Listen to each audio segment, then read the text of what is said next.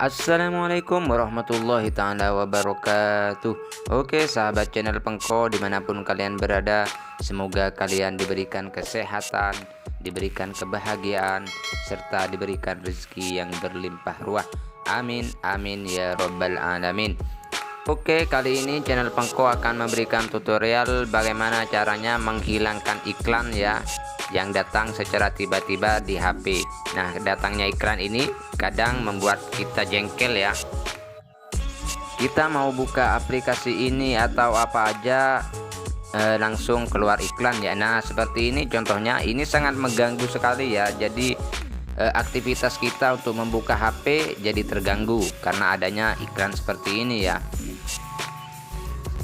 Kita tunggu aja, kita harus kembali untuk masuk ke pengaturan. Nah, kita di sini. Nah, ini kan sangat mengganggu ya. Di sini HP ini HP Wiko, ini HP Wiko, tapi cara ini berlaku untuk semua HP ya. Berlaku untuk semua HP yang tiba-tiba keluar iklannya.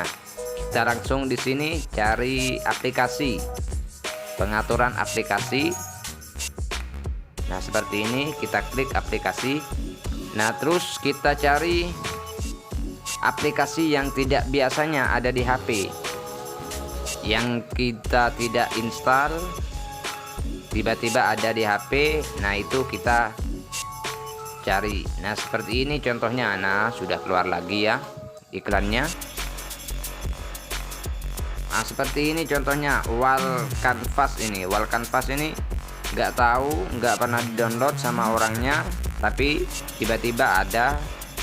Nah, ini kita harus copot. Kadang sewaktu kita tersambung ke WiFi, ini ada aplikasi yang masuk dan kita tanpa sadar kita telah mengeklik untuk mendownloadnya atau menginstalnya. Nah, itulah sebabnya iklan keluar terus. Nah, sekarang sudah dicopot, kita lihat beberapa menit, kita masuk, kita mainkan HP-nya apakah iklannya masih keluar setelah dicopot ini. Insya Allah ini HP sudah aman ya. Wow, ini ada gambar seksinya ya. Kita coba aja buka-buka, mungkin aplikasi, mungkin sponsornya ini masih keluar atau iklannya masih keluar ya. Kayaknya ini sudah aman.